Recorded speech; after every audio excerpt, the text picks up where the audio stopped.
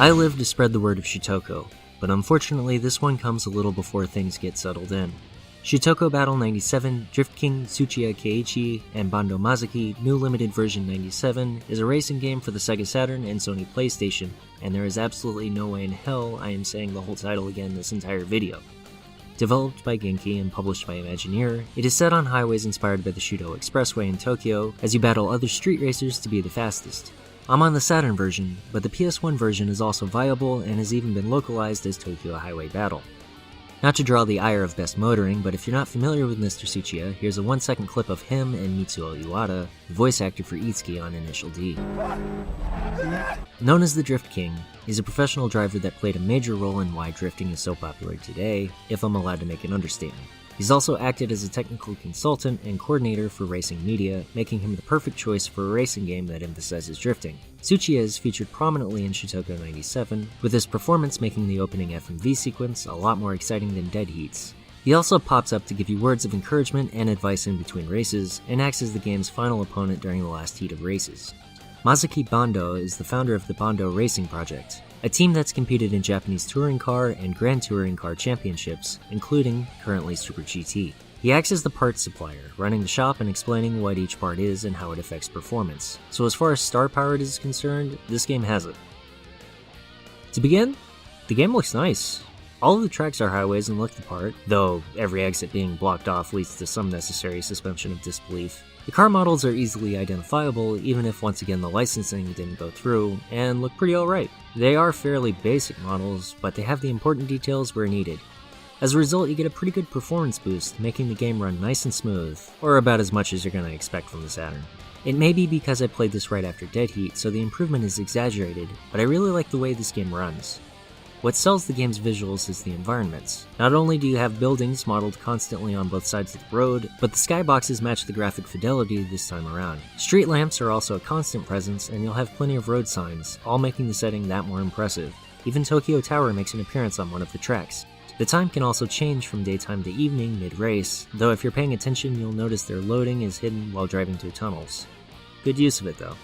Handling in 97 is pretty great, honestly. There's a healthy dose of sim physics, but unlike in racing, where it feels tacked on and not implemented as correctly, the driving was built around it. It feels good, and much like the game's performance, it's smooth. Unfortunately, I am still limited to a normal Saturn gamepad, so I don't know how well analog steering would work, if it does at all, but it seems to support the wheel as well.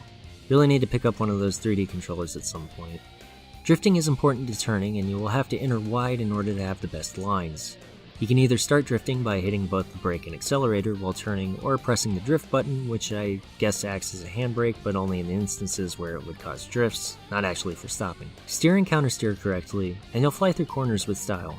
There are plenty of opportunities to mess up, but you will grow as a racer and improve if you keep at it.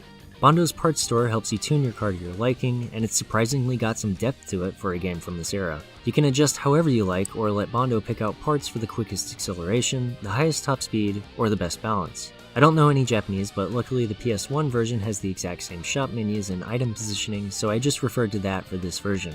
If anybody wants to play this version of the game, I have included a link for a paste bin of a transcribed list, as well as the description for each part.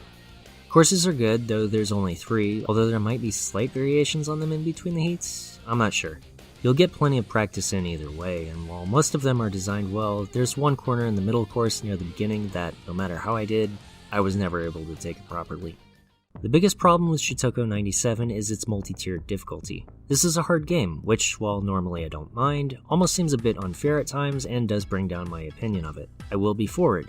I'm not the best driver, and I do make mistakes, but I like to think that I'm above average for the casual racing audience. I've been able to beat every racing game I've gone up against, including this one, but it was a constant uphill battle. The first part comes with your tuning and parts equipped. If you don't have the right ones active, you're not even going to come close to winning no matter how well you do. Big hint, buy the fuel emitter.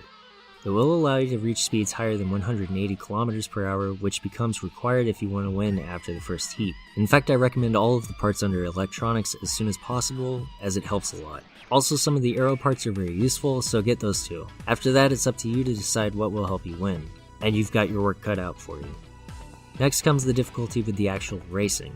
You have to get absolute perfect laps in order to stand a chance because your rivals are going to get perfect laps and will leave you far behind if you mess up more than once. I hear that the PS1 version is slightly more fair in this regard, so given its availability here, you'd probably be better off with that version anyways.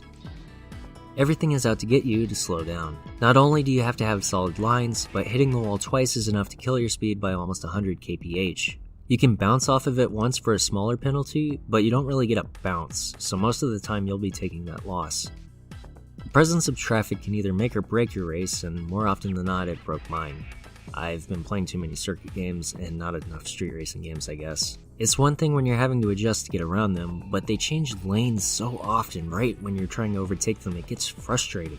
And when you counted on them to, they either don't or do it too late. And even with all of that, it doesn't seem to affect your opponents as much. Even when they slide against the guardrails, they slow down a little. They don't bounce backwards off of traffic, they'll just plow into it until their pathfinding finds a way around the crash. They're also really good about not crashing for the most part. I'd have given this game a pretty solid recommendation for people looking for a Saturn racing game, or even another PS1 racing game, but I got screwed over by it, and I am a spiteful person. Thankfully I managed to catch both times this happened. During the last race of the second heat, I finally managed to get my rival trapped behind a few vehicles, giving me the opportunity to put a lot of distance between us. I put that collision to good use, giving me a pretty decent advantage, but once he got clear, he wasn't going to give up that easily. I crossed the finish line still in first, getting ready to put the controller down after many failed attempts, when I got his taunt at the results screen and the pity 10,000 points. Ow. He didn't lap me, and I for sure finished before he did since he rammed me at the end. It took a second, but then I saw his lap 3. How the hell did he manage a 2-second lap?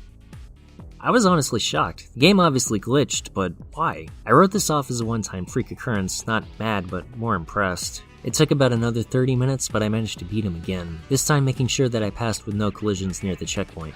But when you know, it happened again. Same thing, same course, last lap on the last race of the final heat. Tsuchiya managed a 23-second lap this time. I was pissed. I beat the game here, but once again the game decided, nah, I didn't win. Watching him on the minimap, he managed to go backwards a little bit. I don't even know what caused that, but given that knowledge, I guess crossing the finish line twice counted. I figured, well, if the game's gonna cheat, why shouldn't I? I'll follow Tsuchiya for 2 laps and then slam on the brakes and go backwards so I can roll over the finish line twice. But of course the game wouldn't let me drive in reverse or backwards, no matter how close I was. Cool.